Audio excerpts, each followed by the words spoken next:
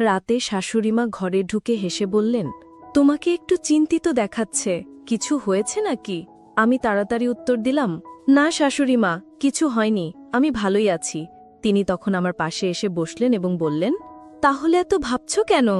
তারপর ধীরে ধীরে আমার মাথায় হাত বুলিয়ে বললেন, এভাবে মন খারাপ করো না। তার আন্তরিক ব্যবহার ধীরে ধীরে আমাকে স্বস্তি দিতে শুরু করল, যেন সব কিছু একটু চিন্তা হালকা হয়ে গেল। আমি কিছুক্ষণ চুপ করে থাকলাম। মনের মধ্যে এক অদ্ভুত প্রশান্তি ভর করেছিল। এক সন্ধ্যায় আমি ক্লান্ত শরীরে নিজের ঘরে শুয়ে বিশ্রাম নিচ্ছিলাম। চোখ বন্ধ করে শুয়েছিলাম, যেন সারা দিনের ক্লান্তি কাটানোর চেষ্টা করছিলাম। ঠিক সেই সময় শাশুড়িমা এসে আমার পাশে এসে বসে রইলেন। তিনি কিছু না বলে চুপচাপ আমাকে লক্ষ্য করতে লাগলেন। কিছুক্ষণ পর তিনি বিছানার চাদরটা নিয়ে আলতোভাবে আমার গায়ে দিলেন। তারপর ধীরে ধীরে আমার মাথায় হাত বুলাতে লাগলেন, যেন তার স্নেহময় স্পর্শে আমি স্বস্তি পাই এবং আরাম বোধ করি। তিনি আমার অনেক যত্ন নিতেন। আমি তাকে বারণ করতে চাইছিলাম। আমার কিছু বলার আগেই শাশুড়িমা হঠাৎ করে আমার ঠোঁটের সামনে আঙ্গুল রাখলেন। তিনি মৃদু কণ্ঠে বললেন, এই মুহূর্তে কিছু বলার প্রয়োজন নেই, বরং তোমার মাথায় একটু হাত বুলাতে দাও, এতে তোমার শরীরের ক্লান্তি কমে যাবে। আমার মনে তখনও কিছুটা অস্থিরতা ছিল। তিনি আবারও বললেন, অনেকদিন ধরেই কিছু বলার চেষ্টা করছিলাম, কিন্তু কখনো সাহস করে তোমাকে বলতে পারিনি। তারপর তিনি, হ্যালো বন্ধুরা, তোমাদের সকলকে আমাদের আজকের একটি রোমাঞ্চকর গল্পে স্বাগতম। আশা করছি গল্পটি তোমাদের ভালো লাগবে। গল্পটি শুরু হয় যখন আমি শহরে এসে শ্বশুর বাড়িতে থাকতে শুরু করি। আমার বয়স তখন 24 বছর। আমার মা বাবা অনেক কষ্ট করে আমাকে উচ্চ শিক্ষা দিয়েছিলেন। পরে আমি চাকরি পেয়ে শ্বশুর বাড়িতে চলে আসি। আমার বাড়িতে মা বাবা এবং স্ত্রী ছিলেন, তবে দুঃখজনকভাবে আমার স্ত্রী 1 বছর আগে একটি অসুস্থতার কারণে আমাদের ছেড়ে চলে যান। এর ফলে আমার শাশুড়িমা শহরে একাই থাকতেন, কারণ আমার শ্বশুর বিদেশে চাকরি করতেন। আমার শাশুড়িমা বাবাকে বলেছিলেন, কুনাল জামাইকে আমার কাছে পাঠিয়ে দাও, সে এখান থেকে নিজের দায়িত্ব পালন করতে পারবে। মা বাবা ভেবেছিলেন এটা আমার জন্য ভালো সিদ্ধান্ত হবে, কিন্তু তারা জানতেন না যে এর পেছনে অন্য কোনো উদ্দেশ্য লুকিয়ে আছে। আমি আমার মা বাবার কথা মতো শ্বশুরবাড়িতে থাকতে শুরু করলাম এবং সেখান থেকেই প্রতিদিন আমার কাজের জন্য বের হতাম। শাশুড়িমা প্রথম থেকেই আমার সাথে খুবই বন্ধুভাবাপন্ন আচরণ করতেন। তিনি প্রায়ই বলতেন, তোমার শ্বশুর বাইরে চলে যাওয়ার পর আমি একদম একা হয়ে গেছি। আমার একমাত্র মেয়ে, তোমার স্ত্রী চলে যাওয়ার পর আমার অনেক ইচ্ছাগুলো অপূর্ণ রয়ে গেছে। আমি প্রতিবারই শাশুড়ি মাকে শান্ত করতাম, বলতাম, আপনি চিন্তা করবেন না, বাবা শীঘ্রই ফিরে আসবেন। কাজ থেকে ফিরে আসার পর দেখতাম শাশুড়িমা আমার জন্য সব সময় খাবার তৈরি করে রেখেছেন। তিনি আমার পাশে বসে ভালোবাসার সাথে নিজে হাতে আমাকে খাওয়াতেন। শাশুড়ি মায়ের এই যত্ন দেখে আমি খুব খুশি হতাম এবং ভাবতাম উনি আমাকে কতই না যত্ন করেন। দিনগুলো স্বাভাবিকভাবেই কাটছিল, তবে ধীরে ধীরে আমার শাশুড়ি মাঝে মাঝে রাতে আমার ঘরে এসে থাকতেন। তিনি কখনো কখনো আমার মাথায় হালকা করে হাত বুলিয়ে বিশ্রাম নিতে সাহায্য করতেন, যা আমাকে মাঝে মাঝে একটু বিভ্রান্ত বা অপ্রস্তুত করে দিত।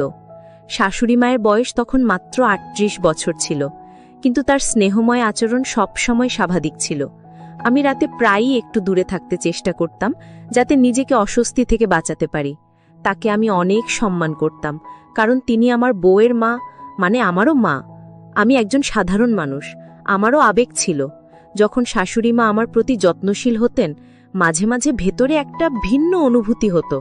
তবে আমি সব সময় নিজেকে সংযত রাখতাম, কারণ সম্পর্কের মধ্যে থাকা সীমাবদ্ধতাগুলো আমি সব সময় শ্রদ্ধার সঙ্গে মেনে চলতাম এবং তা কখনোই লঙ্ঘন করতে চাইনি। শাশুড়ি মায়ের বাড়ি ছিল বেশ বড়, কিন্তু তার জীবনের একটি শূন্যতা আমাকেও কষ্ট দিত। তিনি সব কিছু থাকা সত্ত্বেও তার স্বামী প্রায়ই দূরে থাকতেন। শাশুড়ি মায়ের এই একাকিত্ব আমাকে ভাবাতো। যদিও আমাদের বাড়ির অবস্থা এত ভালো ছিল না, তবুও তার প্রতি আমার মমতাও কম ছিল না। শাশুড়ি মায়ের বিয়ের 1 বছর পর তাদের এক কন্যা সন্তান হয়েছিল। যখন সেই মেয়ে 18 বছর বয়সে পৌঁছেছিল, তখন তার সাথে বিয়ে হয়, কিন্তু বিয়ের 1 বছরের মধ্যেই সে অসুস্থতার কারণে আমাদের ছেড়ে চলে যান।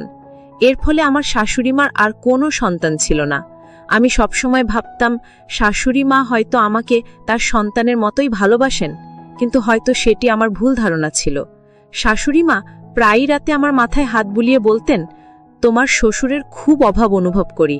আমি তাকে শান্ত করার চেষ্টা করতাম, বলতাম শ্বশুরজি কাজের কারণে বিদেশে গেছেন, যদি তিনি দেশে কাজ পেতেন তাহলে কখনোই আপনাকে ছেড়ে দূরে যেতেন না। যখন তিনি ফিরে আসবেন তখন আপনার সব চিন্তা দূর হয়ে যাবে। শাশুড়িমা সব কথা শোনার পরও মাঝে মাঝে বলতেন, তুমি কি আমার কিছু আশা পূরণ করতে পারবে না? আমি সব সময় বিনয়ের সাথে উত্তর দিতাম, শাশুড়িমা, আমি তো সব সময় আপনার পাশে আছি, যে কোনো সময় কিছু দরকার হলে বলবেন। তবে তিনি হয়তো অন্য কিছু বোঝাতে চাইতেন, যা আমি তখন সঠিকভাবে বুঝতে পারতাম না। যদি আমি আগেই তার ইঙ্গিতগুলো বুঝতে পারতাম তাহলে হয়তো ভবিষ্যতে এত জটিল পরিস্থিতিতে পড়তে হতো না। এক গ্রীষ্মের দিনে আমি কাজ থেকে একটু তাড়াতাড়ি বাড়ি ফিরেছিলাম। প্রচণ্ড গরমে আমি পুরো ঘামে ভিজে গিয়েছিলাম, তাই দ্রুত আমি শাওয়ার নিয়ে বাইরে এলাম। দেখি শাশুড়িমা ঘরের মধ্যে বসে আছেন, হাতে একটা তোয়ালে এবং আরেক হাতে ঠান্ডা শরবতের গ্লাস। তাকে দেখে আমি জিজ্ঞাসা করলাম, আপনার কি কিছু দরকার ছিল? তিনি হেসে বললেন, না, তুমি এত গরমের মধ্যে কাজ থেকে ফিরেছ, তাই তোমার জন্য ঠান্ডা শরবত এনেছি। তিনি শরবতের গ্লাস নিয়ে আমার পাশে এসে বসলেন এবং আমার শরীর তোয়ালে দিয়ে মুছতে লাগলেন। আমার একটু অস্বস্তি হচ্ছিল, তবে আমি চুপচাপ দাঁড়িয়ে রইলাম। শাশুড়িমা আমাকে দেখে হেসে বললেন, তোমার শরীর বেশ সুঠিত, তুমি কি জিম করো? আমি হালকা হাসি দিয়ে বললাম, না শাশুড়িমা, ছোটবেলা থেকেই এমনই আছি। তিনি আরও মজা করে বললেন, সুস্বাস্থ্যের প্রতি আমার বরাবরই একটা দুর্বলতা আছে। তার এই কথা শুনে আমি হাসির সাথে বিশ্বাসটা উড়িয়ে দিলাম। আমার শাশুড়িমা দেখতে খুবই সুন্দর ছিলেন, তার রূপ যে কাউকে মুগ্ধ করতে পারত। কিন্তু যখনই তিনি আমার সামনে আসতো আমি সব সময় নিজেকে দূরে রাখার চেষ্টা করতাম। তাই তাড়াতাড়ি শরবতের গ্লাস নিয়ে তাকে বললাম, আচ্ছা, আমি নিজে মুছবো, আপনি চিন্তা করবেন না, আমি নিজেই কাজটা করে নিতে পারবো। তুমি তো এমনিতেই সারাদিন ঘরের এত কাজ করো। এটা শুনে সে হাসতে হাসতে বলল, এটা তো আমার কর্তব্য। আর এই বলে সে ঘর থেকে বেরিয়ে গেল। সে বেরিয়ে যেতেই আমি গভীরভাবে নিঃশ্বাস ফেললাম। আমি তাড়াতাড়ি উঠে তৈরি হয়ে নিচে লাঞ্চ করতে চলে গেলাম। ডাইনিং টেবিলে খেতে বসেছিলাম, তখন শাশুড়িমা এসে পাশে বসলেন এবং স্নেহের সাথে আমার হাত ধরে খাবার খাইয়ে দিতে চাইলেন। আমি বিনয়ের সাথে বললাম, আমি নিজেই খেতে পারবো, কিন্তু তিনি শোনেননি, বরং নিজের যত্নের মাধ্যমে আমার পাশে ছিলেন। যখন তিনি আমার হাত ধরেছিলেন তখন কিছুটা অস্বস্তি অনুভব করছিলাম, তবে নিজেকে শান্ত রাখলাম। তার এই যত্নশীল আচরণে আমার মনে এক ধরনের স্নেহ তৈরি হলো, কিন্তু নিজেকে বোঝালাম এভাবে না ভাবাই ভালো। এরপর শাশুড়ি মাকে বললাম, আমার পেট ভরে গেছে, এবং দ্রুত উঠে নিজের ঘরে চলে গেলাম। আমার এই আচরণে হয়তো শাশুড়িমা একটু অপ্রসন্ন হলেন, কারণ রাতের বেলা তিনি আমার ঘরে এসে জানতে চাইলেন, তুমি ঠিক আছো তো? তুমি কি আমার উপর রাগ করেছ? আমি বললাম, না না, এমন কোনো কথা নয় শাশুড়িমা। তারপর তিনি আমার পাশে এসে বসলেন এবং হাসি মুখে বললেন, তাহলে ব্যাপারটা কি? এই বলে তিনি আলতো করে আমার চুলগুলোকে স্নেহের সাথে হাত বোলাতে লাগলেন। তিনি আমার মাথায় আলতোভাবে হাত বুলিয়ে দিতে লাগলেন, যেন আমার সারাদিনের পরিশ্রমের ক্লান্তি একটু কমে। অফিস থেকে ফিরে এসে আমি সবসময় একটু ক্লান্ত থাকতাম। আমি চোখ বন্ধ করে শুয়েছিলাম, আর এটা দেখে শাশুড়িমা আস্তে করে বিছানার চাদরটা তুলে আমার গায়ে দিয়ে দিলেন আর বললেন, এসব ঠিক হয়ে যাবে, বেশি চিন্তা করো না। তিনি বুঝতে চেষ্টা করছিলেন আমার মানসিক অবস্থাটা, কিন্তু আমার মনের অস্থিরতা সহজে কমছিল না। আমি তাকে ঘুমাতে যেতে বললাম। তিনি হঠাৎই আমার ঠোঁটে আঙ্গুল রাখলেন এবং বললেন, তুমি কিছু বলো না, আমি তোমার মাথায় আলতোভাবে হাত বুলাতে চাই, এতে তোমার ক্লান্তি দূর হবে, বললেন তিনি।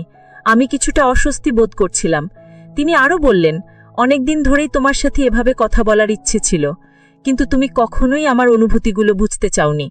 ঠিক সেই সময় আমার ফোনের রিংটোন হঠাৎ জোরে বেজে উঠল, আর সেই শব্দে আমি হঠাৎ চমকে উঠে দ্রুত ফোন হাতে নিয়ে একপাশে সরে গেলাম। আমি লজ্জিতভাবে বললাম, আমাকে ক্ষমা করবেন, এ বলে ফোন হাতে নিয়ে দ্রুত ঘর থেকে বেরিয়ে গেলাম। শাশুড়িমা ঘরে বসেই আমাকে ডাকছিলেন, কিন্তু আমি তার কথার প্রতি কোনো প্রতিক্রিয়া না দেখিয়ে সরাসরি গার্ডেনের দিকে চলে এলাম। গার্ডেনে এসে আমি ভাবতে লাগলাম, যদি এই ফোন না বাজতো তাহলে হয়তো আমি নিজেই বড় বিপদে পড়ে যেতাম। আমি সিদ্ধান্ত নিলাম যে এখন থেকে আমাকে শাশুড়ি মায়ের সাথে একটু দূরত্ব বজায় রাখতে হবে, এইটাই সবার জন্য ভালো হবে। এইসব ভাবতে ভাবতে আমি যখন ফোন তুললাম তখন আমার পুরনো বন্ধু রমেশের কণ্ঠস্বর শুনতে পেলাম। সে আমাকে বলল, কুনাল, আমি তোমার কোম্পানিতেই কাজ শুরু করেছি, এবার আমরা একসাথে কাজ করতে পারবো। রমেশ আমার শৈশবের বন্ধু, যে আমার গ্রামের পাশের বাড়িতেই থাকত। আমি তাকে আগেই বলেছিলাম যে আমি শহরে এসে একটা কোম্পানিতে কাজ করছি, আর আজ সে নিজেও সেই একই কোম্পানিতে যোগ দিয়েছে।